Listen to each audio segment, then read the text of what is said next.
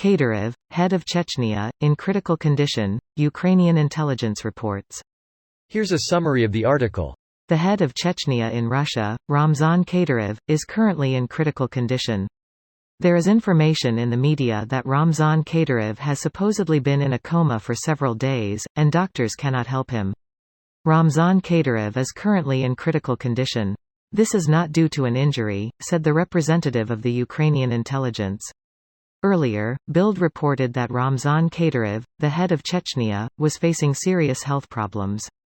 It is believed that Kadyrov has serious kidney problems, according to Ahmed Zakayev, the former deputy prime minister of Ichkeria, who is in exile.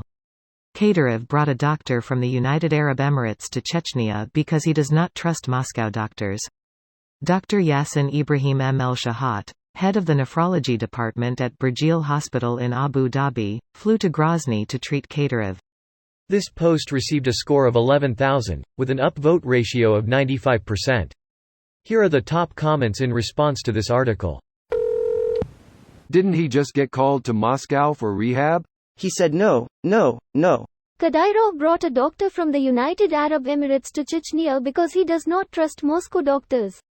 Quote, Great country they've got there. I spent 2 weeks in a Russian hospital that started with getting a needle put into the back of my eye socket, with no anesthetic at 2 a.m. because the doctor was tired and wanted to go home. During that time, people were smoking in the hospital. I shared a bedroom with 5 people. No privacy, a toilet between 8 people that was never cleaned and missing the seat, and a shower with exposed brick and a dangling single light hanging from the center of the ceiling. When I was in Volgograd, I had to take a course at a hospital regarding infections that a person might encounter at a summer camp. While walking through the main hospital, workers were openly welding above patients. That sounds like a story we'd all love to hear more of.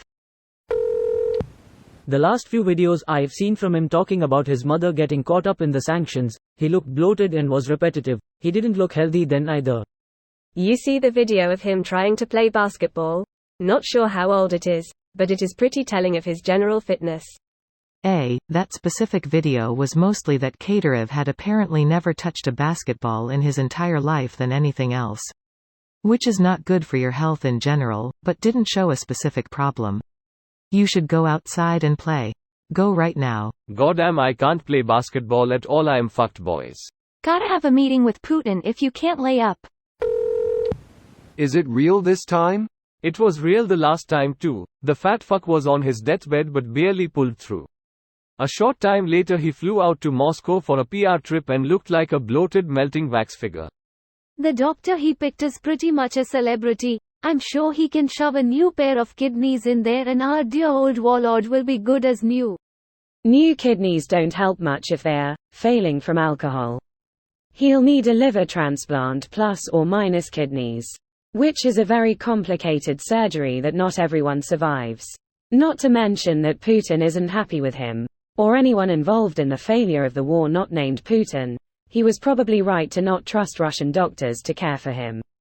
Putin's allies have been dropping like flies since the invasion began. This warlord will follow Prigozhin soon. Well, with kidneys they just stick them straight in, plumb them in and leave the old ones, so it's a relatively quick operation. Works out at something like a 1 in 10 chance of dying in a year.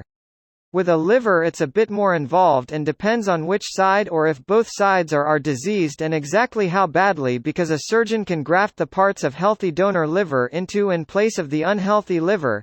It's a remarkably resilient organ, so only part of it needs to be functioning normally to keep us going. They can chop out about 70% of it and you'll be fine. Typically people who get a liver transplant, if they survive the surgery, have something like 6 months before acute rejection symptoms show up, and if the rejected liver isn't removed soon they'll probably be dead within a year of the transplant. The odds work out about the same as kidneys, with a 1 in 10 chance of dying within the first year after a liver transplant, about a 1 in 3 chance of rejection symptoms after 6 months, and that's something they'd pick up on very early with regular screening. If you pull though that, you're probably good for at least another 5 years. This video was automatically created by Reddit to speech. The article and comments in this video were selected from Reddit according to their upvotes, and any paraphrasing was performed by smmry.com, without any human intervention.